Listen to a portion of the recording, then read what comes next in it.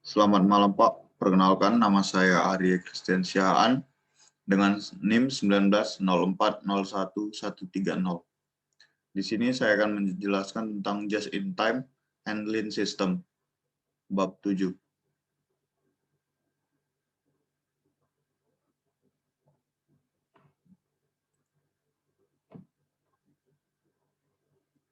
Yang pertama, filosofi JIT. JIT adalah filosofi yang mencakup semua yang didasarkan pada konsep menghilangkan pemborosan. Berasal dari Jepang setelah Perang Dunia yang Kedua untuk memperkuat basis industri. Dikembangkan dari kebutuhan bangsa yang hancur setelah terjadinya Perang Dunia Kedua. Perusahaan yang mengembangkan awal yakni Toyota, pandangan luas tentang operasi kesederhanaan, peningkatan berkelanjutan, visibilitas, dan fleksibilitas. Contoh perusahaan yang mengadopsi JIT, yang pertama Motorola, kemudian ada Toyota, kemudian ada Harley Davidson, kemudian ada Zara, McDonald's, dan Dell. Just-in-time system.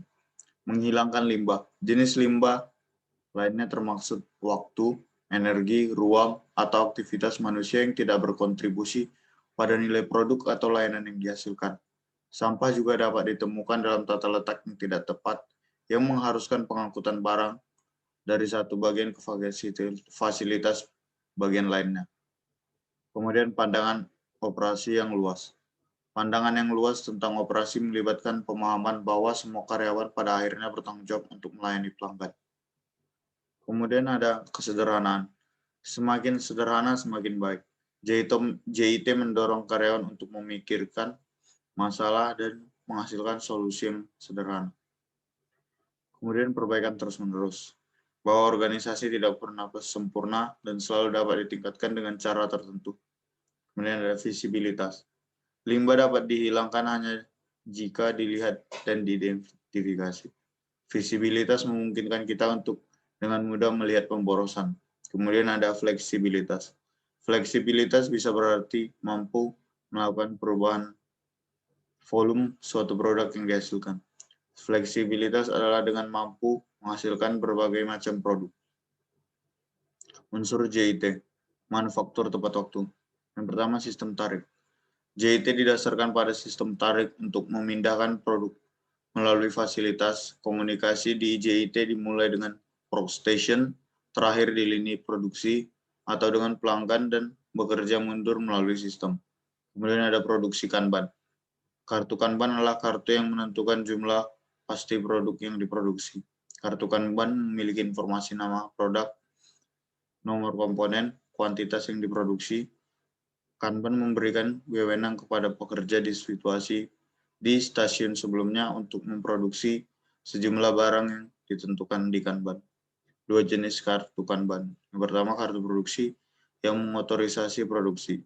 Yang kedua ada kartu penarikan yang mengizinkan penarikan materi. Yang ketiga variasi produksi Kanban. Kanban persegi, tempat kosong di lantai yang mengidentifikasi di mana bahan harus disimpan. Sinyal Kanban berupa jenis bendera yang digunakan untuk memberi sinyal. Kemudian ada Kanban pemasok, mengkoordinasi pengiriman barang oleh pemasok. Unsur JIT. Kemudian ada ukuran lot kecil dan pengaturan cepat. Cara utama untuk menghilangkan persediaan dan pemrosesan berlebih sambil meningkatkan fleksibilitas adalah melalui produksi kecil-kecil. Jika ini mempersingkat manufaktur lead time, produksi dalam jumlah kecil memberikan perusahaan fleksibilitas yang luar biasa, memungkinkannya memproses permintaan pelanggan dengan lebih cepat. Kemudian ada pemuatan tanaman seragam. Filosofi JIT adalah untuk menghilangkan masalah dengan membuat penyesuaian sekecil mungkin dan menetapkan rencana produksi yang dibekukan untuk bulan tersebut. Kemudian adalah sumber daya fleksibel. Salah satu aspek fleksibilitas adalah mengandalkan peralatan serbaguna yang mampu melakukan sejumlah fungsi berbeda. Elemen lain dari fleksibilitas adalah penggunaan pekerja multifungsi yang dapat melakukan lebih dari satu pekerja. Kemudian fasilitas tata letak. Unsur JIT kemudian adalah manajemen kualitas total. Yang pertama, produk versus proses. Dalam JIT, kualitas produk dibedakan dari kualitas proses yang digunakan untuk menghasilkan produk. Bahwa produk yang salah adalah hasil proses yang salah. Kemudian kualitas di sumber. Contoh masalah kualitas, desain produk, proses desain, dan pemasok. Untuk membantu pekerja mengidentifikasi masalah kualitas, JIT mengandalkan sinyal visual. Salah satu visual tersebut adalah kontrol Kanban. Kemudian ada pemeliharaan preventif, inspeksi dan perawatan rutin yang dirancang untuk menjaga mesin tetap beroperasi. Kemudian adalah lingkungan kerja. Lingkungan yang teratur menciptakan pikiran yang tenang dan jernih. Sedangkan lingkungan yang tidak teratur menciptakan pikiran yang tidak teratur. Kemudian unsur JIT yang ketiga adalah menghormati orang.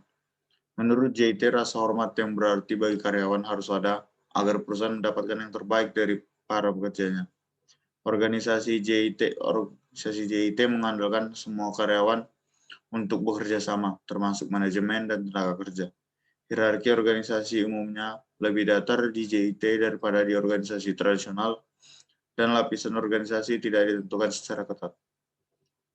Yang pertama adalah peran karyawan produksi. Bagian dari tugas pekerja adalah secara aktif terlibat dalam meningkatkan proses produksi, memantau kualitas, memperbaiki masalah kualitas, mencatat data seperti jumlah penyiapan yang diselesaikan, jumlah unit yang diproduksi, jumlah cacat dan sisa, data kendali proses kualitas, kerusakan peralatan jam kerja.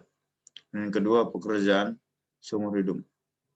Jarang mungkin perusahaan harus melakukan hal-hal tertentu untuk mengurangi ketidakamanan karyawan dan mendorong kepercayaan dan keterbukaan.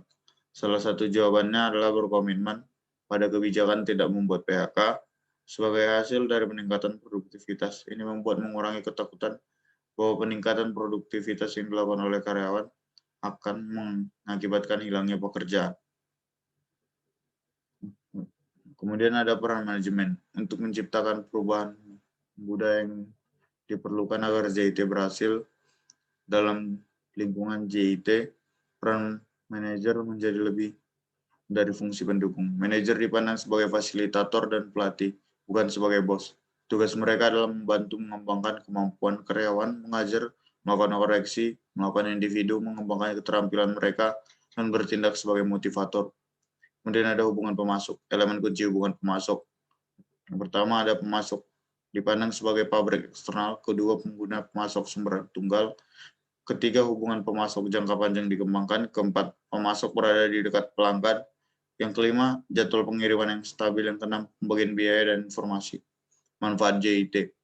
Pertama, mengurangi inventaris, yang kedua peningkatan kualitas, yang ketiga ruang terbatas persyaratan, yang keempat waktu tunggu yang lebih pendek, yang kelima produksi lebih rendah biaya, yang keenam meningkatkan produktivitas, yang ketujuh meningkatkan mesin ditingkatkan pemanfaatan, yang ke-8 fleksibilitas yang lebih besar melaksanakan JIT.